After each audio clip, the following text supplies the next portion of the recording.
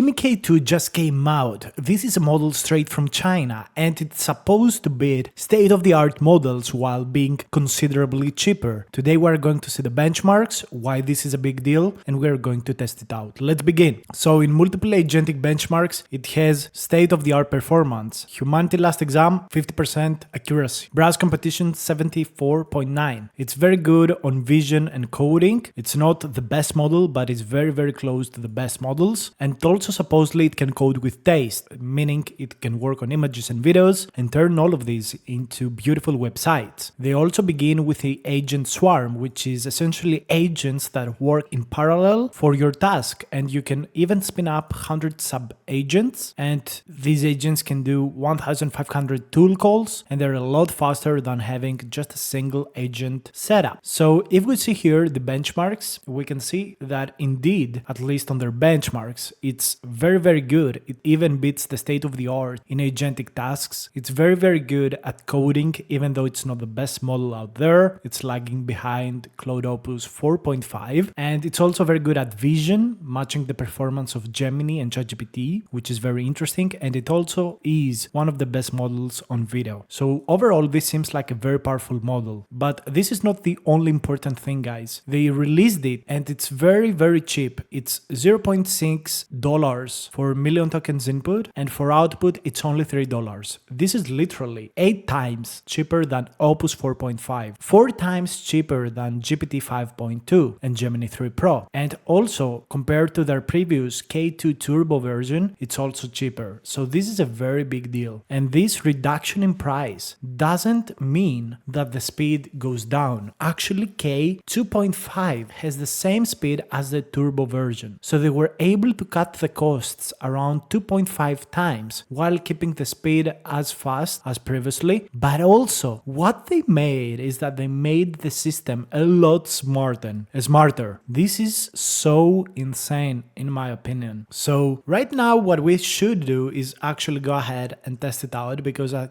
think this is one of the most interesting things that have ever come out. Literally, if you compare it with GPT 5.2 X high, Kimi is able to deliver better performance or similar performance at just 90% less cost, even 95% less cost. So this is pretty amazing. But of course, as we've seen in yesterday's video, these models could be quite benchmarked. So what I'm going to do is I'm coming here, I'm selecting K2.5 thinking, all right? And I select the agent mode. I can also select to create a website, which is what I want to do. And I'm going to give it the first query, which is building an interactive Pokemon Pokédex page. I don't have a subscription, Kimi, so that's why I cannot use more requests. But let's see, it builds a skill, which is interesting. So that's purely agentic, which is beautiful to see. This is usually something that online chat modes are not doing. They're not very agentic. So it's beautiful to see that this model is by default very agentic, at least when you select the agent mode. And let's see what's going to be able to do. I'm really excited. So it begins with a to-do. So it researched the web for the Pokemons. It created a design MD document, pretty nice. And it begins with the project, builds the data structure, the main components, search and filter, adding animation interactions, building and deploying the website. This looks absolutely insane, absolutely beautiful. One of the things that I absolutely love is that they create a VM. They can do installations using the terminal. This is really beautiful. You literally have a workspace while you use the chat interface. This is absolutely amazing, and we probably will be able to start seeing the build happening over here. Really, I love the UI. It's so amazing to see a company from China doing all of these things. Like, big respect to these guys. And if you don't know, Kimi is usually not a benchmarked model. It was one of the best models for writing. Kimi K2 was literally the best model for writing just before Claude Sonnet 4.5 came out. Okay, so the first request is ready. Literally, the model has been working for like 2 or 3 minutes doing everything, and the result is really amazing. Let's see the search bar. It's working. Let's sort by fire Pokemons, and if we click on one of these, we can actually see the stats. This is amazing. This is exactly what I expected the model to be able to do. We can go here and resize for mobile, and yeah, looks pretty great in all honesty.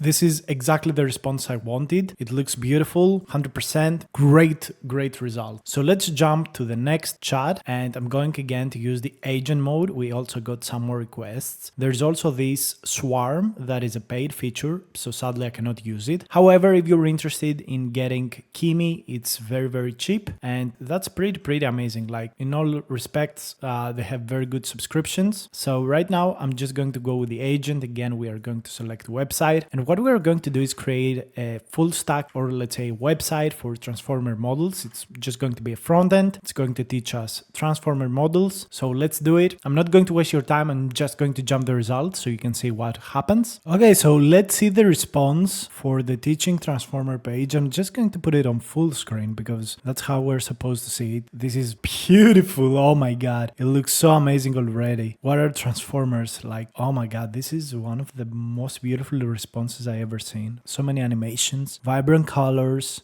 We see the architecture of the encoder, the decoder. These are clickable, and you can look at the information on the right hand side.